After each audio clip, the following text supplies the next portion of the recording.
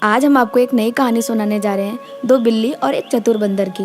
एक गांव में दो बिल्ली रहती थी। दोनों बहुत ही अच्छी दोस्त थी और उन्हें जो कुछ भी मिलता था मिल बांट के खाती थी। एक दिन दोनों खेल रही थी। खेलते खेलते दोनों को बहुत तेज भूख लगी और वे भोजन के तलाश में निकल पड़ी। कुछ दूर जाने पर एक बिल्ली को रोटी नजर आई। उसने रोटी को खाने के लिए उठाया। जैसे ही वो रोटी खाने लगी तो बिल्ली ने बोला, अरे ये क्या, तुम अकेली रोटी खाने लगी? मैं तुम्हारी दोस्त हूँ और जो भी हम खाते हैं आपस में मिल बांट कर ही खाते हैं। इतने में ही पहली बिल्ली ने कहा, अच्छा ठीक है, मैं दो टुकड़े करती हूँ, एक तुम खाओ और एक मैं। दूसरी बिल्ली फिर बोली, ये क्या, तुमने मुझे छोटा टुकड़ा दिया है, ये तो गलत है।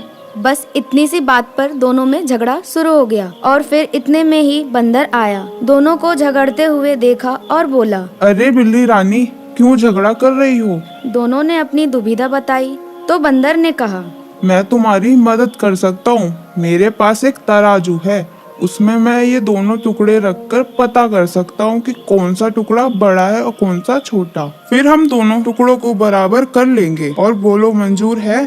बंदर ने दोनों टुकड़ों को तराजू पर रखा और फिर कहा, अब भी दोनों तरफ बराबर नहीं है।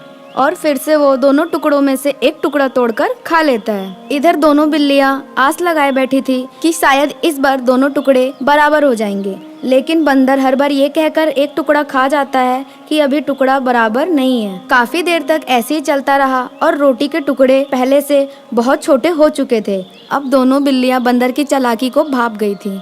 बिल्लियों ने बंदर से कहा, बंदर भाई, बहुत देर हो गई है, अब आप हमें ये बचे हुए टुकड़े वापस ही कर दो, दोनों उसी में हम खुश हो जाएंगे। इसी बात पर बंदर बोला, क्या बात कर रही हो? तुम दोनों के लिए मैं मेहनत कर रहा हूँ और देखो, बराबर बांटने के चक्कर में अब तो रोटी भी छोटी सी बची है और ये बचा हुआ टुकड़ा तो मेरी मेहनत के लिए मुझे मिलना ही चाहिए। और ऐसा कह के बंदर ने उस बचे हुए रोटी के टुकड़े को भी खा लिया। इस कहानी से हमें क्या शिक्षा मिलती है, आप हमें जल्दी से कमेंट बॉक्स में बताएं।